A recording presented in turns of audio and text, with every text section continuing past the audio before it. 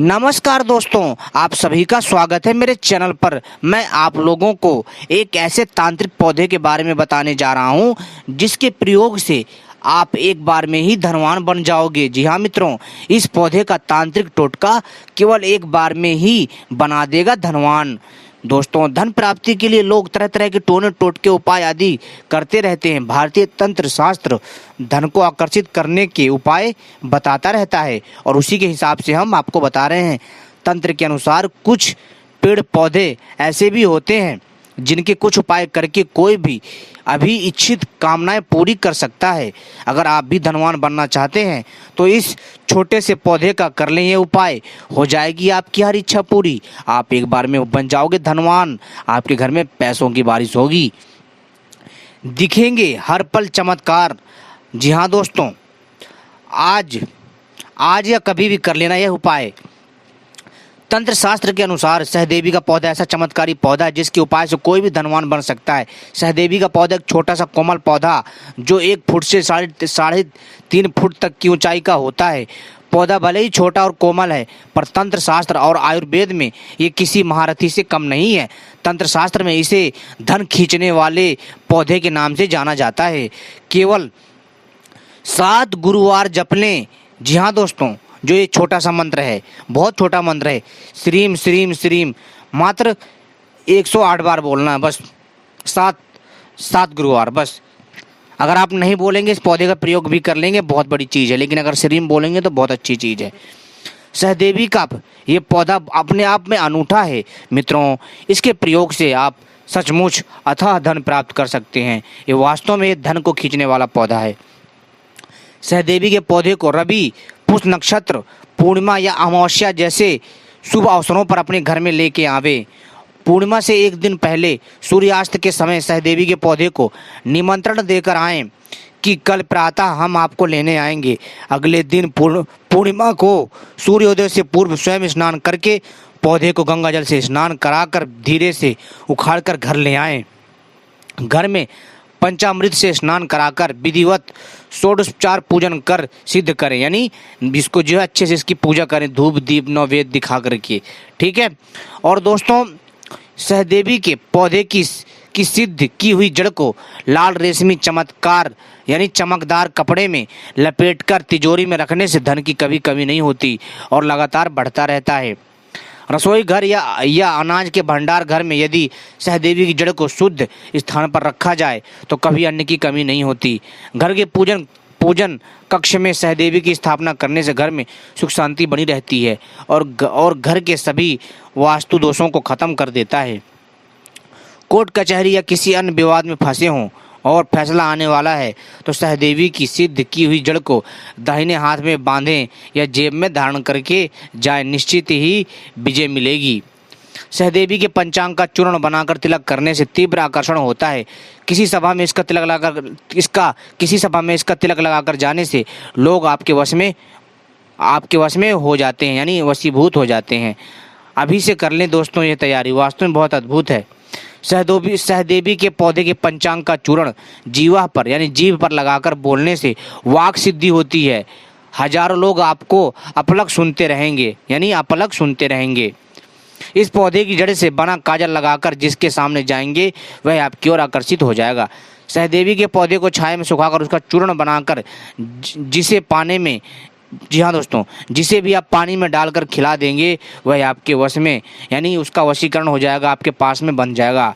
सहदेवी की जड़ का तिलक लगाने से शत्रु भी मित्र बन जाएंगे। सहदेवी की जड़ को दाहिने बाह पर बांधने से समस्त प्रकार के रोग दूर होते हैं। दोस्तों, ये इतना चमत्कारी प्रभावकारी है जिसका प्रयोग करके आप अद्भुत लाभ ले सकते हैं। दोस्तों, दिखने में जितना ये पौधा छोटा है उतना ही काम का है ये। इसको हल्के में लेने का प्रयास ना करें। जी हाँ दोस्तों, ये एक ऐसी बूटी है जिसके बारे में अनेकों तांत्रिक ग्रंथों में उल्लेख मिलता है। अगर किसी को नींद की समस्या है, ध्यान से सुनिए मित्रों, अगर किसी को नींद की समस्या, नींद नहीं आती है तो क्या करे, अपने रूम में सहदेवी के पौधे को लगा ले। जिस प्रकार आपके घर में तुलसी तथा अन्य प्राकृतिक पौधे होते हैं उसी प्रकार आप सहदेवी को लगाइए। सहदेवी यानी दोस्तों, ये इसका नाम सहदेवी ऐसे पड़ा, यानी कि ये हर कष्टों को सहन करती है अपने अंदर, और ये देवी की तरह आपका पालन लालन करती है। ये देवी की तरह ये कल्याणकारी है। ये देवी की तरह आपको वरदान देता है, और आदर्श रूप में इस पेड़ की, इस पौधे की आत्मा आपका सहयोग करती है, आपका साथ देती है। मित्रों, हमारे प्रकृति में बना हुआ कोई भी वनस्पति व्यर्थ नहीं है, उसके पीछे कोई ना कोई कारण होता है, कोई ना कोई रीजन होता है।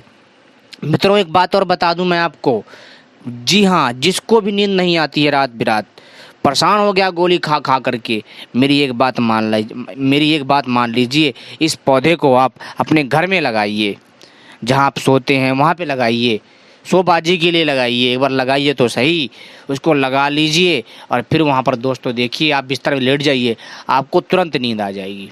अगर आपको बुखार चढ़ गया हो, बुखार ना उतरता हो, तो आपको क्या करना है, इसी सहदेवी की तने को तोड़ना है, और दोस्तों इसको जो है मतलब कलाई में नीचे की तरफ बांध देना धागे से। दोस्तों आप देखेंगे कि बुखार ठीक हो जाएगा, जो भी कीटाणु होंगे वो नष्ट हो जाएंगे। अगर दोस्तों आपको वात पित्त कफ की समस्या है, इसका काढ़ा पीजिए, वात पित्त की समस्या भी ठीक हो जाती है। जी हाँ दोस्तों, मैं आपको अब इसके आयुर्वेदिक फायदे बता रहा हूँ, आपको मैंने तांत्रिक प्रयोग इसके बता दिए हैं। मित्रों, साथ ही साथ अगर आप इस पौधे के पानी से यदि आप स्नान करते हैं, तो आपका जो शरीर है वो ओजस्वी तेजस्वी बनता है, तथा आपके शरीर में किसी प्रकार का रोग दोष नहीं होता है। आपका शरीर सुंदर और सुडैल और बलशाली बनता है। साथ ही साथ दोस्तों, अगर आप इसकी जड़ का चूर्ण, जी हाँ दोस्तों, अगर आप इसकी जड़ का चूर्ण यानी सहदेवी की जड़ का चूर्ण अगर आप शहद के साथ चाट कर लेते हैं ना मित्रों, यकीन मानिए आपके अंदर वीर वृद्धि होगी, आप बलशाली होंगे, हष्ट पुष्ट होंगे, आपके शरीर की नपुंसकता भी दूर होती है, आपको ऊर्जावान बना देगी।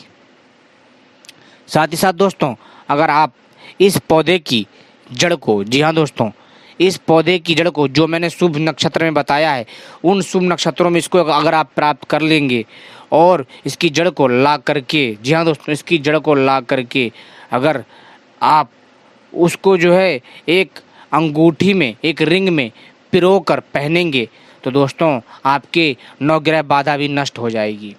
जी हाँ, और आपका जो भी काम रुका होगा, बंद होगा, वो चालू हो जाएगा। अगर आपकी दुकान नहीं चल रही है, इसकी जड़ ला करके एक जो है क्या करिए, एक तांबे के पात्र में मढ़वा करके अपने द्वार पर टांग दीजिए, निश्चित ही दोस्तों इससे कल्याण होगा। साथ ही साथ दोस्तों, अगर आप किसी कोर्ट कचहरी में जाते हैं, तो इसकी जड़ को जेब में डाल लीजिए और जाइए, आपका कार्य सफल होगा। लेकिन ध्यान रखिए, जो मैंने शुभ नक्षत्र बताए हैं, उसी शुभ नक्षत्र में ही आपको ये सारी क्रियाएं संपन्न करनी है, तभी यह औषधि काम करेगी, अन्यथा यह औषधि काम नहीं करेगी। जो मैंने शुभ मुहूर्त बताए हैं, उसी शुभ मुहूर्त में ही आपको इनको प्राप्त करना है, इसको प्राप्त करना है, तभी ऐसा हो पाएगा। जी हाँ दोस्तों, इसको जो है रवि पुष्य नक्षत्र, पूर्णिमा या अमावस्या जैसे शुभ अवसरों पर, दशहरा, नवरात्रि, ठीक है, या रक्षाबंधन, यानी कोई भी त्यौहार हो, कोई भी पर्व हो, कोई भी शुभ दिन हो, कोई भी विशेष दिन हो, उस दिन दोस्तों आपको क्या करना है कि दोस्तों इसको अपने घर पे लेकर आना है।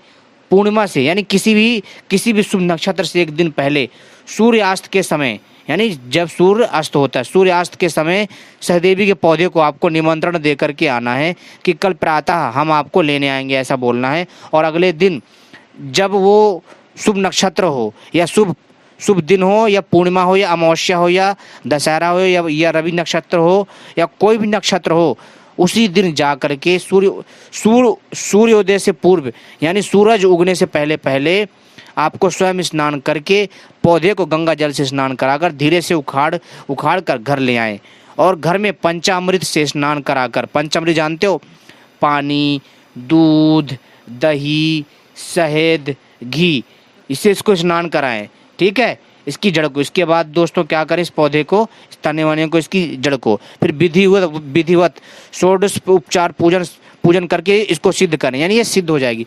जब आप इसको पंचामृत से स्नान करा लेंगे, इसके बाद आपको इसको धूप दीप दिखानी है, प्रणाम करना है, प्राण प्रतिष्ठा करनी है, प्रार्थना करनी है, इसके बाद हाथ जोड़ना है, और जो है चुपचाप जो है दोस्तों और थोड़ा सा हवन कर दीजिए और इसके बाद दोस्तों थोड़ी सी हवन भी इस लकड़ी में लगा दीजिए। फिर यह आपका फॉर्मूला तैयार हो गया। फिर आप इसको आसानी से जहाँ भी प्रयोग करेंगे तो दोस्तों ये आंधी की तरह काम करेगा। बिना किसी शुभ नक्षत्र से पहले अगर आप इसको कहीं और अगर जो है प्रयोग करेंगे तो ये काम नहीं करेगा। ठीक है, तो इसको शुभ नक्षत्र में ही प्राप्त करें, सही समय सीमा पर प्राप्त करें, तभी इसमें चमत्कारी शक्ति प्रवेश करेगी। तो उम्मीद करता हूँ ये जानकारी पसंद आई होगी। ऐसी तांत्रिक जड़ी बूटियों के बारे में जानने के लिए हमारे साथ जुड़े रहें। धन्यवाद।